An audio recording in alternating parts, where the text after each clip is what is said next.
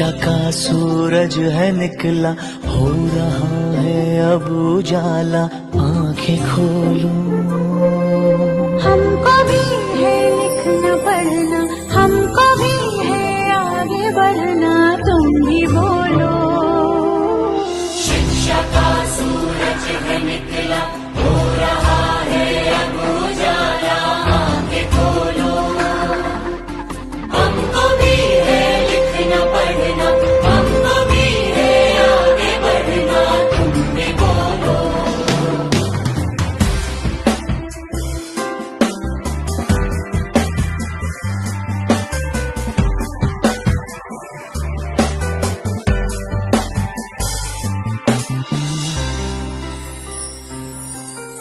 जो नहीं पढ़ सकता उसके सामने जैसे अंधेरा है, जो नहीं पढ़ सकता उसको एक मजबूरी ने घेरा है। कितनी ही मजबूरियां शिक्षा मिटा देगी, उन्नति के रास्ते शिक्षा दिखा देगी। उम्र चाहे जो भी हो, मैं कहूँ और तुम कहो, कभी भी कहीं भी, कभी भी कहीं भी हमको पढ़ना है, आगे बढ़ना है। हमको पढ़ना है, आगे बढ़ना है। मरे पा मा बनी धनी पा, म पनी धनी पा म परे, सारे मा गा मा गा मा, सारे प म परे म धनी नि सा नी।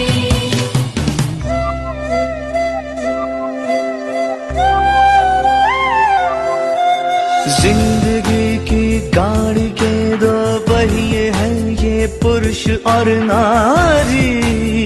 इनमें से हो एक भी अनपढ़ तो ये कठिनाई है भारी। नारी पढ़ लेगी तो अपने बच्चों को भी वो पढ़ाएगी। अपने जीवन को भी नारी हर तरफ बेहतर बनाएगी। उम्र चाहे जो भी हो, मैं कहूँ और तुम कहो, कभी भी कहीं भी,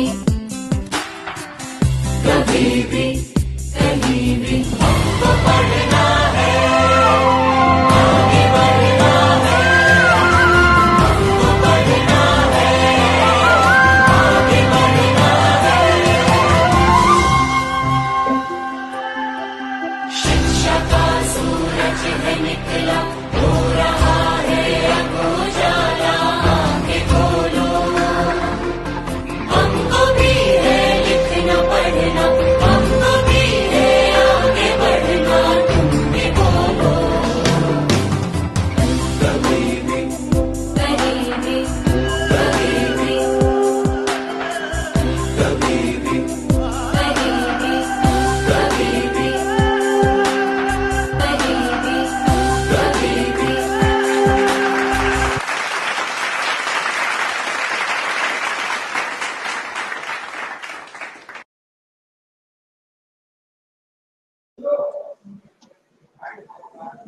नमस्कार आपको।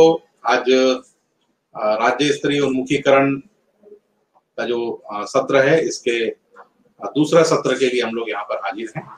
पहले सत्र की सफलता के बाद हमारे बीच में दूसरे सत्र में आज के लिए विशेष रूप से हमारे बीच एक ऐसी शख्सियत मौजूद है जो शिक्षा के क्षेत्र में जिनका काफी अनुभव है और सीखने की प्रक्रिया को जारी रखने के छत्तीसगढ़ सरकार के नवाचारी प्रयास में जो नींव के पत्थर भी हैं, जिनकी भूमिका बहुत महत्वपूर्ण है, एक सशक्त हस्ताक्षर भी है ये। जितने नवाचारी कार्यक्रम हमारे हो रहे हैं उसके पीछे प्रेरणा वो कहिए या सबको प्रोत्साहित करने के लिए एक ऐसी शख्सियत है ये, वो हमारे बीच में है। जी हाँ, वरिष्ठ शिक्षा सलाहकार श्री सत्यराज अय्यर, सभी लोग इन्हें सत्या सर बोलते हैं, तो हमारे बीच में सत्या सर मौजूद हैं। और जब सारे लोग कोविड-19 के समय पे बंद करके अपने घर पे आराम कर रहे थे, ऐसे समय में सीखने की प्रक्रिया को जारी रखने के लिए दिन 4-5 लोग हमारे प्रमुख सचिव महोदय के साथ निकले। उनमें वो 2-3 लोगों में आप भी रहे हैं और आप लोगों ने cgschool.in पोर्टल बनाने में महत्वपूर्ण भूमिका अदा की और लगातार अब पढ़ई तुहर द्वार से लेकर Swami Atmanand English medium school तक का सफर श्री सत्यराज अय्यर जी के साथ इन्होंने तय किया है। आपकी भी महत्वपूर्ण भूमिका रही है, लेकिन आज हमारे बीच में पढ़ना लिखना अभियान में भी आपकी महत्वपूर्ण भूमिका है और रहेगी। मुख्य रूप से आज का दौर है वो डिजिटल दौर है। नई राष्ट्रीय शिक्षा नीति में डिजिटल माध्यमों से पढ़ाई पर विशेष जोर दिया गया है, न केवल प्राथमिक शिक्षा में बल्कि जो हमारे औपचारिक यानी प्रौढ़ शिक्षा है उसमें भी विशेष रूप से इस कार्यक्रम में जोर दिया गया है।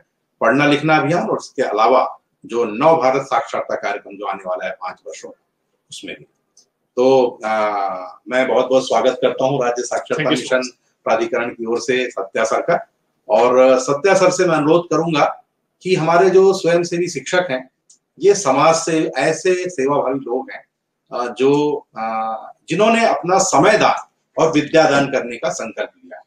तो समय दान और विद्यादान लेने का संकल्प और बगैर किसी पैसे के, बगैर किसी लोभ के, बगैर किसी लालच के ये एक तरह की आजादी की लड़ाई, ये निरक्षरता के खिलाफ लड़ने का इन्होंने बिड़ा उठाया है, संकल्पित हुए हैं। मैं ऐसे लोगों का स्वागत करता हूं और सत्य सर से अनुरोध करूंगा कि आप सर कृपया करके हमको ये बताएं कि आज के डिजिटल युग में सबके पास ये मोबाइल है और इस मोबाइल का हम लोग बहुत कम उपयोग कर पाते हैं, लेकिन इसका बेहतर उपयोग कैसे हो सकता है? क्या पढ़ना लिखना अभियान में इसका उपयोग हो सकता है? क्या हम इसके जरिए अपनी जिंदगी अच्छी कर सकते हैं? क्या हम इसके जरिए हम अपने असाक्षरों की जिंदगी अच्छी कर सकते हैं? क्या इसके जरिए हम पढ़ाई को रोचक बना सकते हैं? क्या इसके जरिए हम असाक्षरों को कक्षा तक लाने में महत्वपूर्ण भूमिका निभा सकते हैं? क्या हम इसके जरिए उन शिक्षार्थियों को नियमित निरंतरता जारी रख सकते हैं कि वो गैप ना करें, कुछ ऐसा करें, कुछ उनमें आकर्षण पैदा करें कि वो पढ़ने आए चाहे ना आए, कम से कम मोबाइल में नई नई चीजें भी सीखने का है। ये मैं आपसे चाह रहा था। सबसे पहले प्रशांत पांडे सर और पूरी एसएलएम टीम को बहुत बहुत धन्यवाद। आज के वेबिनार में जितने भी वॉलंटियर टीचर्स, स्वयंसेवी शिक्षक जुड़े हैं उनको भी बहुत बहुत नमस्कार। कल बहुत ही डिटेल में चर्चा हुई कि इस पूरे अभियान को कैसे फील्ड लेवल तक लेके जाना है। आज भी पिछले लगभग 1.5 घंटे से डिस्कशन हो रही है कि किस प्रकार से स्वयंसेवी शिक्षकों का रोल रहेगा, उनकी भूमिका कैसी रहेगी एवं उनको जो फील्ड लेवल पे टारगेट दिया गया है उसे कैसे अचीव करना है, उस पर क्या क्या मदद ले सकते हैं। तो मेरे ख्याल से डिजिटल और टेक्नोलॉजी के युग में ये शायद कोई ऑप्शन नहीं है हमारे पास कि हम डिजिटल को छोड़ के बाकी सब चीज कर सके, क्योंकि एक तरीके से इंटीग्रेटेड और एम्बेडेड सिचुएशन बन गया है सभी के लिए। एक चीज जरूर मैं कहना चाहता हूँ कि अगर कोविड में अगर एक अच्छी चीज हुई है तो वो ये है कि काफी लोगों ने अपने मोबाइल के साथ दोस्ती कर ली। तो जैसे प्रशांत सर कह रहे थे इससे पहले, मोबाइल में बहुत सारी ऐसी चीजें हैं जो शायद हम पूर्ण रूप से यूज अब तक नहीं कर रहे हैं, और हमें जो लक्ष्य मिला है छत्तीसगढ़ राज्य के लिए, जो शिक्षा के क्षेत्र में जितने लोगों को हमें शिक्षित करना है, प्रशिक्षण देना है, उसमें मोबाइल का काफी ज्यादा योगदान रहने वाला है अगर हम इसे ठीक तरीके से इस्तेमाल करें तो। परंतु सबसे पहली बात यह है कि जब आप डिजिटल या फिर टेक्नोलॉजी का इस्तेमाल करें, ये जानना बहुत ही जरूरी है कि आपके जो मैं स्टूडेंट्स कहूंगा, क्योंकि आप चाहे वो बड़े हों बट लेकिन आपसे सीख रहे हैं तो आपके स्टूडेंट्स ही कहलाएंगे। तो आपके स्टूडेंट्स जो हैं, भले वो लेडीज हैं, मर्द हैं या फिर बुजुर्ग हैं, जो भी हो वो आपके स्टूडेंट्स ही हैं। तो आपके स्टूडेंट्स को आप पढ़ाने से पहले डिजिटल के माध्यम से ये जांच करना या फिर आकलन करना बहुत ही जरूरी है कि वो शुरुआती स्तर पर किस लेवल पर है, क्योंकि आप भले 3 महीने 6 महीने या 1 साल तक इस कार्य में निरंतर रूप से अपना योगदान करते रहेंगे, परंतु उस अवधि के बाद उन्होंने कितना ज्ञान प्राप्त किया है और वो कितने साक्षर बन चुके हैं, इसका आकलन तभी कर पाएंगे जब आप शुरुआत में उनका आकलन कर रहे हैं। तो इस वजह से जैसे हम नॉर्मली प्री टेस्ट करके कहते हैं कि जब शुरुआती स्तर पर कोई सीखने बैठता है तो उनका नॉलेज स्तर कितना है, उनका ज्ञान का स्तर कितना है, ये आकलन बहुत जरूरी है। तो कुछ जैसे आपको पता है कि पढ़ना लिखना अभियान के अंतर्गत कुछ मैनुअल्स भी रिलीज हुए हैं जो आपको पढ़ाने के मैनुअल्स हैं बेसिकली, और कुछ हमें ये भी लिबर्टी आजादी दी गई है कि हम कुछ अपने स्तर पर कुछ ऐसे प्रश्न बना सके, कुछ ऐसे बेसिक क्वेश्चंस, जैसे मान लीजिए कुछ अक्षर है तो जो एडल्ट्स हैं उनसे हम ये कोशिश कर सके। हो सकता है कि कुछ लोग कुछ अक्षर पहचानना आता हो, कुछ लोग बोल सकते हैं, कुछ लोग होते हैं जो पढ़ सकते हैं बट उनको बोलने में दिक्कत होती है, कुछ सेंटेंस वाक्य कंस्ट्रक्ट करके बोलने में दिक्कतें आती है। तो ऐसे अलग अलग प्रकार के लर्निंग सिम्टम्स होते हैं जहां पर हम मदद कर सकते हैं लोगों की। तो इस वजह से जरूरी है कि आप पहले अपने जितने भी स्टूडेंट्स हैं उनको उनका एक बेसिक आकलन कर लें, और ये आप समझ लें कि कहाँ पे किस किस लोगों की जरूरत है पढ़ाने की। मान लीजिए कि अगर आप एक वॉलंटियर टीचर हैं, स्वयंसेवी शिक्षक हैं, आपकी कक्षा में 30 विद्यार्थी ऐसे हैं जो आपसे पढ़ने आए हैं, तो आप पढ़ाने से पहले आपको ये समझना होगा कि उनको किस किस जगह पर मदद चाहिए, और उसके बाद फिर आप फोकस्ड इंटरवेंशन करें। और दूसरी बात ये कि ये एक नॉर्मल स्कूल की तरह एनवायरनमेंट नहीं है, क्योंकि ये प्राउड है, तो इस वजह से इनकी समझ काफी मैच्योर लेवल पे, मैच्योरिटी बहुत ज्यादा हाई है।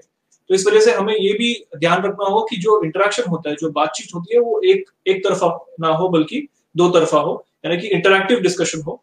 क्लास में जैसे टीचर्स जाते हैं तो ब्लैक बोर्ड पे पढ़ाना शुरू करते हैं और बच्चे सुनते हैं, लेकिन फर्क शायद ये रहेगा कि आपकी कक्षा में आप ना सिर्फ उनको पढ़ाएंगे बल्कि उनके जो एक्सपीरियंस है, उनके जो अनुभव है, उनको भी बाकी कक्षाओं में जितने विद्यार्थी हैं उनके साथ साझा करने का ऐसा अवसर प्रदान करेंगे। दूसरी बात यह है कि कोविड का लहर अभी भी चल रहा है, हम सभी को पता है, इस वजह से सावधानी बरतनी तो है बिल्कुल। और जितना समय हमको शायद क्लासरूम्स में मिलेगा उससे ज्यादा समय जितने भी प्रौढ़ हैं, जितने भी एडल्ट इलिटरेट्स हैं, उनको घर पर स्वयं ज्यादा समय मिलता है। मान लीजिए कि अगर 7 से 8 घंटे उनको मिल भी जाता है तो उनके लिए आप कुछ इस प्रकार के कुछ वीडियो सिलेक्ट कर सकते हैं। मान लीजिए अगर आप उनको वर्णमाला सिखाना चाह रहे हैं तो भले आप क्लास में एक ब्लेंडेड मोड पर डिस्कशन कर लें, परंतु कुछ ऐसे वीडियोस आप डाउनलोड करके उनके साथ शेयर कर सकते हैं, व्हाट्सएप का इस्तेमाल कर सकते हैं, टेलीग्राम इस्तेमाल कर सकते हैं, वहां पर छोटे छोटे समूह आप बना सकते हैं और उसके अंदर लगातार आप एक एक दिन के लिए एक एक टारगेटेड वीडियोस आप शेयर करें। मान लीजिए कि आपने पहले दिन आपका 30 डेज का प्रोग्राम है, या जितना आप बनाना चाह रहे हैं बना सकते हैं। उदाहरण के लिए 30 डेज लेते हैं, 30 दिन के अवधि में पहले दिन आप एक्चुअली क्या पढ़ाना चाहते हैं, तो इससे संबंधित आप एक छोटे से कुछ वीडियोस डाउनलोड कर सकते हैं। आजकल तो वीडियो बड़े आसानी से मिल जाते हैं यूट्यूब पर, तो इन वीडियोस को डाउनलोड करके आप एक साथ सारा ना डालें बल्कि एक एक दिन एक एक वीडियो दें जो मुश्किल से 5-6 मिनट से ज्यादा ना हो, और उसे लगातार जो प्रौढ़ हैं उन्हें लगातार देखें और समझें किस प्रकार से वहां पे इंस्ट्रक्शन दी गई है। क्योंकि कक्षा के अंदर आप पढ़ा के चले जाएंगे, लेकिन वहां पर उद्देश्य ये नहीं है कि आप सिर्फ आए पढ़ाएं, वहां पर एक ऐसा भी मौका देना है आपके विद्यार्थियों की वो आपसे सवाल भी पूछ सके, प्रश्न भी पूछ सके, क्योंकि उनकी एज उनकी आयु ऐसी है कि वो शायद थोड़ा संकोच करेंगे आपसे प्रश्न करने में, जितना कि बच्चे उतना संकोच नहीं करते हैं कक्षा में। तो इस वजह से ऐसा माहौल आपको बनाना होगा जहां पर लोग आपसे प्रश्न पूछें। काफी कक्षाओं में ये भी देखा गया है कि जब कोई प्रश्न पूछता है तो उनके लिए तालियां बजती है। तो एक तरीके से एक मेंटल साइकोलॉजी लेवल पर जितना ज्यादा सवाल पूछेंगे उतनी ज्यादा तालियां मिलती है। तो नॉर्मली स्वाभाविक है कि अगर किसी को तालियां मिलती है तो वो थोड़ा और एक्टिवली पार्टिसिपेट करते हैं। कुछ जगह पर यह भी देखा गया है कि कुछ मेरिट चार्ट्स बनाए जाते हैं, जैसे आपके क्लास में सबसे ज्यादा अधिक क्वेश्चन कौन पूछता है, राइट, तो उनके लिए आप स्टार्स दे सकते हैं। कौन सबसे ज्यादा चीजों को लोगों के साथ शेयर करता है, इस पर कुछ लोगों को स्टार्स दे सकते हैं। उसी ग्रुप के अंदर आप कुछ लीडर्स को अपॉइंट कर सकते हैं ताकि ये इंस्ट्रक्टर लेड प्रोग्राम ही नहीं बल्कि पीयर लर्निंग पर भी आधारित हो। तो आपके छोटे छोटे समूह बन जाए उसी कक्षा के अंदर और लोग लगातार पारस्परिक चर्चा पर बिजी रहें। तो इस तरीके से आप बना सकते हैं। अब बात हुई टेक्नोलॉजी की, तो जैसे मैंने आपको बताया कि आप कुछ ऐसे मॉड्यूल्स सिलेक्ट कर सकते हैं और पहले से आप निर्धारण कर लें कि आप क्या क्या पढ़ाने जा रहे हैं, और उससे संबंधित जितने भी वीडियोस है, लर्निंग मटेरियल्स है, वर्कशीट्स है या फिर कार्ड्स है, ये सारे आप बनवा के रख सकते हैं। दूसरा फायदा टेक्नोलॉजी का ये है कि ये सब मटेरियल आपको प्रिंट करने की जरूरत नहीं है, क्योंकि ये सारे बड़े आसानी से मोबाइल फोन पर मिल जाते हैं। और हो सकता है कि कुछ जगहों पर नेटवर्क की समस्या हो, तो अगर ऐसी समस्या है तो आप इसे अपने फोन पर डाउनलोड करके उनको ब्लूटूथ के माध्यम से शेयर भी कर सकते हैं ताकि वो अपने फ्री समय पर देख सके। चौथा बिंदु ये है कि कॉन्टैक्टलेस असेसमेंट, यानी कि लगातार आपके जो विद्यार्थी हैं पढ़ रहे हैं, ये जरूरी है कि उन्होंने कितना ज्ञान प्राप्त किया है और उसका कितना इस्तेमाल कर रहे हैं, ये भी देखना बहुत ही जरूरी है। तो इस वजह से एक छोटे से मैं कुछ आपको उदाहरण दे रहा हूँ ऐसे एप्लीकेशंस की जो आप अपने फ्री समय पर डाउनलोड करके चेक कर सकते हैं। तो एक टूल है जिसका नाम है क्लिकर्स, जो कि आपको गूगल में एक फ्री एप्लीकेशन है जहां पर ये डाउनलोड करके आप अपने विद्यार्थियों के साथ शेयर कर सकते हैं। क्लासरूम के अंदर जब आपके विद्यार्थी आते हैं तो आप उनसे पेपर पेन टेस्ट करने के बजाय, क्योंकि काफी लोग हो सकते हैं जो लिखना नहीं जानते हो, पढ़ना नहीं जानते हो शुरुआती स्तर पर, तो उनको आप इस प्रकार के कुछ क्यू कार्ड्स दे सकते हैं। ये आप मेरे स्क्रीन पर देख पा रहे हैं। ये कार्ड की महत्वता ये है कि बेसिकली ये, जैसे आपको पता होगा कि कौन बनेगा करोड़पति में पहले पोल ऑडियंस करके रखा था, ABCD ऑप्शंस रखे थे। इसमें ABCD नहीं है, इसमें बेसिकली एक फोटो दिया गया है और हर फोटो के, जैसा आप जानते हैं ये एक स्क्वायर है और यहाँ पर 4 कोने हैं, इसके चौकोन है ना। तो जैसा आप इसको रखेंगे वो ऑप्शन ABCD होगा, यानी अभी मैंने ऐसे रखा है तो यानी कि ऑप्शन A है, ये हो गया ऑप्शन B, ये हो गया ऑप्शन C और ये हो गया ऑप्शन D। तो मान लीजिए अगर आप कुछ ऐसा प्रश्न पूछते हैं अपनी कक्षा में जिसके 4 विकल्प हों, तो हो सकता है कि आपकी जो ऑडियंस है, जहां पर स्टूडेंट्स बैठे हैं, वो अपना फोन निकाल लें और ये उनके पास इमेज रहे, वहां से वो फ्लैश करें और आप बस एक फोटो खींच लें पूरी क्लास की एक साथ, और उसमें आपको दिख जाएगा कि किसने सही जवाब दिया है और कितने ऐसे लोग हैं जो गलत जवाब दे रहे हैं और उनको किस प्रकार की सहायता की जरूरत है। तो ये कुछ छोटे छोटे टिप्स हैं जिसकी मदद से हम कक्षा के अंदर ऐसा एक जॉयफुल लर्निंग एक्सपीरियंस क्रिएट कर सकते हैं। क्योंकि टेस्ट सुनते ही काफी लोग थोड़े घबरा जाते हैं, तो इस वजह से टेस्ट ना बोले बल्कि एक छोटा सा गेम या एक्टिविटी बोल लें उसको। और ये भी आपको पता होगा, जब जिस दिन आप टेस्ट बोलेंगे, असेसमेंट बोलेंगे या परीक्षा बोलेंगे, तो काफी लोग आएंगे नहीं, क्योंकि वो थोड़ा डर रहता है कि कम अंक मिलेंगे। तो इसलिए ऐसा वातावरण ना बनाए कि जहां पर लोगों का इंटेलिजेंस लेवल चेक हो रहा है, ऐसा नहीं है। वो छोटा सा गेम या फिर छोटा सा एक्टिविटी हो रहा है जहां पर लोग खुलकर खेल रहे हैं। दूसरा चीज है कि बहुत सारे ऐसे लर्निंग एक्टिविटीज है जो खेल खेल में सिखाए जा सकते हैं। सो गूगल प्ले स्टोर में ऐसा एक एप्लीकेशन है जिसमें आप अक्षरों को बेसिकली लिखना सिखा सकते हैं अपने सारे स्टूडेंट्स को। तो बेसिकली होता यह है कि आप अपने मोबाइल में जब ये एप्लीकेशन डाउनलोड करते हैं तो वहां पर आप अक्षरों को लिख सकते हैं, और लिखने के बाद वो क्या अक्षर लिखा गया है वो ऑटोमेटिकली मोबाइल में बोला जाता है। इसके बाद गूगल ने कुछ ऐसे फ्री एप्लीकेशंस बनाए, जैसे कि गूगल बोलो ऐप है, जहां पर जब कोई पढ़ता है कुछ टेक्स्ट को, एक लेवल पे आपके स्टूडेंट्स आ जाते हैं। जब कोई स्टूडेंट्स एक लाइन या फिर एक वाक्य पढ़ते हैं तो उस वाक्य को वो चेक करता है, सुनता है। आपको पता होगा एलेक्सा है, सिरी है, इस तरीके के आर्टिफिशियल इंटेलिजेंस अभी काफी बड़े स्तर पर इस्तेमाल होना शुरू हो गए हैं। तो ये आपकी आवाज को सुनता है और आपने क्या कहा है इसको रिकॉर्ड करता है, और उसके बाद चेक करते हैं कि आपने जो कहा है वो सही है या नहीं, और उसके बाद आपको उतने स्टार्स मिलते हैं। तो इसे गेमिफाइड लर्निंग करके कहा जाता है। तो इस प्रकार से पढ़ने, लिखने और बोलने की प्रक्रिया को बहुत ही सरल और एवं सहज रूप से सिखाया जा सकता है। छठा पॉइंट यह है कि आपको पता होगा, आप में से काफी लोग जानते होंगे कि YouTube एक ऐसा प्लेटफॉर्म है जहां पर लाखों करोड़ों अरबों वीडियोस अवेलेबल हैं, और सबसे ज्यादा अगर कोई एप्लीकेशन मैं अगर यूज करता हूं तो वो YouTube ही है, क्योंकि मुझे बहुत सारे ऐसे वीडियोस, बहुत सारे ऐसे कंटेंट इस्तेमाल करने पड़ते हैं, अपलोड करने पड़ते हैं। तो हो सकता है कि आपके साथ भी ऐसा हो कि सबसे ज्यादा एप्लीकेशन व्हाट्सएप आप यूज करते हो, फिर YouTube हो सकता है अलग अलग पर्पस के लिए। लेकिन YouTube में एक खास बात यह है कि YouTube में एजुकेशन के लिए अलग से एक प्लेटफॉर्म बना गया है। आप जब YouTube में जाएंगे और एजुकेशन टाइप करेंगे तो एजुकेशन से संबंधित जितने भी कंटेंट है, हिंदी जरूर आप टाइप कीजिए, तो वहां पर आपको सारे कंटेंट मिल जाएंगे। तो मान लीजिए कि अगर आप अपने विद्यार्थियों को कुछ एक एक्टिविटी सिखाना चाह रहे हैं, फॉर एग्जाम्पल आप कुछ कविता पढ़ना सिखाना चाह रहे हैं, या फिर खेल खेल में आप अपने विद्यार्थियों को बताना चाह रहे हैं बारिश के बारे में, वर्षा ऋतु के बारे में, सीजन्स के बारे में, पार्ट्स ऑफ द बॉडी के बारे में। सो ये ऐसे ऐसे कुछ चीजें हैं जो बहुत ही इंटरैक्टिव तरीके से आप विद्यार्थियों को सिखा सकते हैं। तो ऐसे एप्लीकेशंस को आप इस्तेमाल कर सकते हैं और अपने विद्यार्थियों तक आसानी से पहुंचा सकते हैं।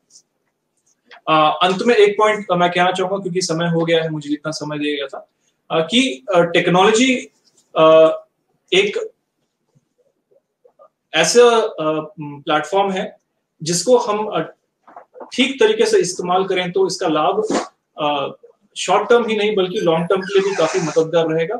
एवं जिस वातावरण से हमारे प्राउड आ रहे हैं वहां पर काफी स्तर तक ऐसा वातावरण है जहां पर छोटे बच्चे हैं, उनके पोता पोती हैं, और वातावरण ऐसा बन रहा है जहां पर वो आपस में एक साथ परस्पर रूप से सीख रहे हैं, सिखा रहे हैं, और लगातार इस प्रक्रिया में एक दूसरे को आगे बढ़ने में मदद कर रहे हैं। सो डिजिटल टेक्नोलॉजी से मैंने आपको बताया कि किस प्रकार से आप भरपूर फायदा उठा सकते हैं एवं उसको अपने पढ़ने लिखने के पूरी प्रक्रिया में इस्तेमाल कर सकते हैं। Thank you. यदि आपके कोई प्रश्न हो, बहुत ही बढ़िया कम समय में हमारे सत्या सर ने आपके सामने बातें रखी है और बहुत ही रोचक तरीके से। निश्चित रूप से मुझे लगता है कि अब वो पुराने तरीके काम नहीं आएंगे। साक्षरों को जो पढ़ाने के लिए हम लोग पुराने तरीके इस्तेमाल करते थे, अब तो मोबाइल का जमाना है, यानी डिजिटल का जमाना है, और इसलिए यही तरीके हमको काम आएंगे। इसमें से कोई प्रश्न जो इनसे रिलेटेड है तो फोर्थ वाला है ना। तो बहुत सारे लोगों को अभी भी स्मार्टफोन यूज करना नहीं आता, उसके बारे में जानकारी दें। और कौन सा है, अगर कोई है ना, हिंदी आती है तो छत्तीसगढ़ी ना आती हुई अलग प्रश्न हो गया, है ना। एप्लीकेशन। अच्छा, तो पहला सवाल आपका कि बहुत सारे लोग ऐसे हैं जो मोबाइल स्मार्टफोन स्पेशली इस्तेमाल करना नहीं जानते। तो मेरे ख्याल से ये वास्तविकता है, प्रैक्टिकल चीज है, फील्ड लेवल पे भी हो सकता है ऐसे बहुत सारे इश्यूज मिले। तो क्यों ना आप ट्रेनिंग सेशन में एक सेशन पर्टिकुलरली इसी के ऊपर रखें कि मोबाइल को कैसे इस्तेमाल करना है, स्मार्टफोन को कैसे इस्तेमाल करना है, क्योंकि अल्टीमेटली जो पढ़ाने वाले हैं वो आप ही हैं। तो आपको फील्ड लेवल पे क्या क्या समस्याएं हैं, क्या क्या दिक्कतें हैं, वो आपको बिल्कुल पूरी तरीके से पता है, और सोल्यूशन भी आपके पास ही है। इसके ऊपर आप चाहिए तो एक सेशन ले सकते हैं, मोबाइल फोन्स को कैसे इस्तेमाल करना है, स्मार्टफोन्स को, और उसमें क्या क्या अच्छे अच्छे एप्लीकेशंस को इस्तेमाल कर सकते हैं, इसके ऊपर भी आप थोड़ा ट्रेनिंग दे सकते हैं। पूरी दुनिया है, समाई हुई है, मोबाइल के जरिए आप पूरी दुनिया घूम सकते हैं, जो चाहे वो बोल सकते हैं। आजकल तो एडवर्टाइजमेंट आपने देखा होगा सारे टीवी चैनल्स पर, कि कोई भी चीज आपको मांगना हो तो आप बोलकर मांग सकते हैं गूगल से, और बहुत सारे ऑप्शन आपको दिए हुए हैं, बहुत सारे माध्यम आपके उसमें है। तो अब तो मैसेज भी हमको टाइप नहीं करना पड़ता, मैसेज भी हम मोबाइल पर बोलते हैं और मैसेज भी आपको पहुंच जाता है। निश्चित रूप से आप जितना बेहतर तरीके से आप जान पाएंगे मोबाइल को और इसका इस्तेमाल कर पाएंगे। आज बहुत अच्छी जानकारी आपको मिली। कोई और प्रश्न है क्या? कौन से ऐप? अभी का कोई क्वेश्चन हो? अच्छा, आपका नाम? ऐप के नाम। ओके, एक तो आपके साथ एक पूरी सूची हम लोग शेयर करेंगे जहां पर ये सारे अलग अलग एप्लीकेशंस के नाम रहेंगे। बट आज मैंने जिस एप्स के बारे में नाम बताया, सबसे पहला है गूगल का बोलो ऐप है, उसके बाद है प्लिकर्स, उसके बाद है गूगल का एजुकेशन एकेडमी, खान एकेडमी एक ऐसा एप्लीकेशन है, इसके बाद अक्षर करके गूगल प्ले स्टोर से आप डाउनलोड कर सकते हैं। और नॉर्मली कीबोर्ड्स हम वॉइस कीबोर्ड्स बोलते हैं, जैसे सर ने अभी बताया आपको कि आवाज से आप अक्षर वाक्य कंस्ट्रक्ट कर सकते हैं, तो वॉइस कीबोर्ड्स भी आप डाउनलोड कर सकते हैं। इसके अलावा बहुत सारे ऐसे 50 से भी ज्यादा एप्लीकेशन है जिसकी सूची हम आप तक जरूर पहुंचाएंगे। आप जहां पे आपको लगे वहां पे इस्तेमाल किया जा सकता है, आप जरूर उसको यूज कर सकते हैं। और आपके कोई प्रश्न हो तो इसमें पर नेटवर्क नहीं होगा वहाँ, नेटवर्क की प्रॉब्लम समस्या जरूर है। तो जैसे मैंने आपको कहा, जहां पर नेटवर्क इशू है वहां पर यह किया जा सकता है कि किसी जैसे आप वॉलंटियर टीचर्स हैं तो आप अपने फोन पे पहले उसको डाउनलोड कर लिए और जितने आपके स्टूडेंट्स हैं उनको ब्लूटूथ के माध्यम से उन तक शेयर कर सकते हैं। अब सवाल ये उठता है कि अगर वॉलंटियर टीचर्स के पास ही नेटवर्क नहीं है तो क्या करें? तो ये तो मतलब अलग लेवल की समस्या है। मे भी हो सकता है कि आप हफ्ते में एक बार या महीने में एक बार शायद कहीं ट्रैवल कर रहे हैं, बाहर आ रहे हैं अपने किसी पर्टिकुलर संकुल से, तब शायद जहां नेटवर्क मिल जाए वहां से आप डाउनलोड कर लीजिए और उसके बाद फिर आप वहां जाकर दे सकते हैं। अथवा आप सीडी अथवा पेन ड्राइव में भी आप कंटेंट मंगवा सकते हैं जो आपके बाकी वॉलंटियर टीचर्स है। और मेरी गुजारिश ये रहेगी आप सभी लोगों से कि जितने भी वॉलंटियर टीचर्स है वो अपना एक ग्रुप बना लीजिए ताकि बेस्ट प्रैक्टिसेस जो है हमेशा शेयर होते रहे, इनोवेशंस जो है हमेशा स्केल होते रहे। क्योंकि एक ही चीज पर अगर हजारों लोग काम कर रहे हैं वो अच्छा है, या फिर हजारों चीज पर अगर एक एक आदमी काम करे और उस चीज को लगातार हम शेयर करें वो अच्छा है। तो ये हमको डिसाइड करना चाहिए। अभी सत्या सर ने ग्रुप बनाने की बात की, तो मैं उनको बताना चाहूंगा कि अभी एक पढ़ना लिखना अभियान के नाम से एक ग्रुप बना है और उसमें लगभग 3000 लोग उस ग्रुप में शामिल हो चुके हैं। और बस एक इस ग्रुप के लिए बस एक ही निवेदन मैं करूंगा आपसे, जो हमेशा हर ग्रुप के साथ होता है कि उस ग्रुप में लोग अपनी व्यक्तिगत चीजें डाल रहे हैं। मैं सभी से अनुरोध करूंगा कि कोई भी व्यक्तिगत फोटो नहीं डालनी है, कोई वीडियो नहीं डालनी है, नहीं कोई ऐसे मैसेज डालने हैं उसमें, ना गुड मॉर्निंग करना है ना गुड नाइट करना है। केवल और केवल हम लोग विषय पर बातचीत करें, कोई डिमांड भी इसमें नहीं करना है। जैसा कि अभी सत्य सर ने कहा कि हम इसमें क्या डाल सकते हैं, कोई भी अच्छी चीज हो, अच्छी चीज आप शेयर करें, बहुत अच्छा होगा। ये हमारे विचारों के और सूचनाओं के आदान प्रदान के लिए ग्रुप है और काफी ये ग्रुप में एक सवाल ऑनलाइन है, लगभग 150 लोग इसमें ऑनलाइन अभी हैं। एक सवाल उदय सहारी जी का है कि अबूझ बाढ़ में क्या करें। बहुत अच्छा सवाल है उदय सहारी जी। मैं आपको बताना चाहूंगा कि अगर आप अबूझ बाढ़ से अभी इस समय जुड़ के हमें देख रहे हैं तो हमारा फर्स्ट 50% सक्सेस हो चुका है और बाकी 50% अगर आप कोशिश करें, अगर अबूझ बाढ़ में नेटवर्क नहीं है, इशू है, तो आप बाकी जितने वॉलंटियर टीचर्स है अथवा SLMA से संपर्क कर सकते हैं। हो सकता है कि आपको हम यहाँ से CD अथवा पेन ड्राइव के माध्यम से जो कंटेंट है वो आप तक पहुंचाने में मदद जरूर कर सकते हैं। सर एक प्रौढ़ शिक्षा का ऐप जो कि हम बना चुके हैं। हाँ पढ़ना लिखना है। हाँ, हम लोग अभी इस पे प्रौढ़ शिक्षा का एक हम लोगों ने एक पढ़ना लिखना अभियान के नाम से एक ऐप हम लोगों ने बनाया है। बहुत जल्दी उसमें चीजें हम लोगों ने अपलोड भी करनी शुरू कर दी है और एक पोर्टल भी हमने बनाया है उस जिसके माध्यम से हम आपसे वो चैनल भी हमने बनाया है SLMA CG के नाम से। वो चैनल है हमारा। उस चैनल के माध्यम से अभी हमारे पास लगभग 24 पार्ट जो हमारे आखिर झांपी जो है उसके 24 पार्ट इसके हमारे प्राइमर बाकायदे वॉइस ओवर के साथ उसमें डाल चुके हैं और ये आपको बहुत मदद करेंगे। आपको हम बताएंगे अभी क्वेश्चन आंसर सेशन जब होगा तो, है ना। और अंत में मैं ये कहना चाहूंगा सर कि इतना बड़ा कार्यक्रम हम लोग कर रहे हैं और स्वाभाविक है कि चैलेंजेस आना है, नेटवर्क एक समस्या है, कल को कुछ और इश्यू होगा, तो ये छोटे छोटे इश्यूज पे आप फोकस मत कीजिए। आपका बड़ा लक्ष्य जो है उस पे कीजिए। चैलेंजेस हर लेवल पे रहती है, लेकिन हमारा अंतिम लक्ष्य जो है वो है कि जितने हमारे प्रौढ़ हैं उनको शिक्षित करना है। भले आप डिजिटल का इस्तेमाल करना चाह रहे हैं, जहां पर अवेलेबिलिटी आप कीजिए, जहां पर नहीं है वहां पे आप प्रिंटेड मटेरियल अथवा टीवी के माध्यम से या ब्लूटूथ के माध्यम से इस प्रकार का जरूर आप अवश्य कीजिए। बट आपका प्रॉब्लम्स के अंदर मत कभी डूबिएगा, क्योंकि ये प्रॉब्लम एंडलेस है। कल नेटवर्क इश्यू सॉल्व हो जाएगा, दूसरा कुछ आपके पास सोल्यूशन जरूर मिल जाएगा, इसलिए आप डोंट वरी। तो चलिए, बहुत अच्छी। और कोई प्रश्न तो नहीं है ना अभी इसमें? जो बाकी प्रश्न जो है उसके उत्तर आपको मिल जाएंगे अगले सत्र में। मैं बहुत बहुत धन्यवाद ज्ञापित करता हूं स्टेट लिटरेसी मिशन अथॉरिटी यानी राज्य साक्षरता मिशन प्राधिकरण की ओर से आदरणीय श्री सत्यराज अय्यर जी को, जो कि हमारे वरिष्ठ शिक्षा सलाहकार हैं, जिन्होंने आज डिजिटल माध्यम से कैसे रोचक बनाया जा सकता है आज के दौर में इस पढ़ाई को, ये हम बताएंगे। बहुत बहुत धन्यवाद आपका कि आपने रोचक जानकारी दी। और हम चाहेंगे कि बहुत सारी डिमांड आ रही है, लोग आपसे जुड़ना चाह रहे हैं सत्या सर। मैं चाहूंगा कि वीडियो भी आप बना दें जिसको हम लोग पोर्टल में उसमें डाल दें, तो जानकारी आगे और भी रहेगी, तो विस्तार से हम बताएंगे।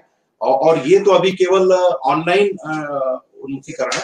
अभी हम लोग जब ऑफलाइन ट्रेनिंग करेंगे तो ये सभी विषयों पर विस्तार से भी आपको बताएंगे और वहां पर भी आपके वीडियो चलेंगे, जहां जहां पूरे प्रदेश में पूरे 140 ब्लॉक में 28 जिलों के 140 ब्लॉक में अलग अलग स्थानों पर संकुलों पर जो ट्रेनिंग होगी, तो यहाँ से हम लोग वीडियो बना के भी भेजेंगे, तो और विस्तार से उन चीजों को वहां पर दिखाया जाएगा। तो मैं चाहूंगा कि आपका आज जैसे सहयोग मिला, ऐसे आप समय निकालकर उस समय भी आएंगे। मुझे ये बताना मैं भूल ही गया था कि श्री सत्या सर का एक्सीडेंट होने के बावजूद भी आज यहाँ तक पहुंचे हैं। ये हमारे से इस साक्षरता परिवार से प्रेम इनको यहाँ तक खींच लाया है। धन्यवाद आपका। थैंक यू सर, बहुत बहुत धन्यवाद।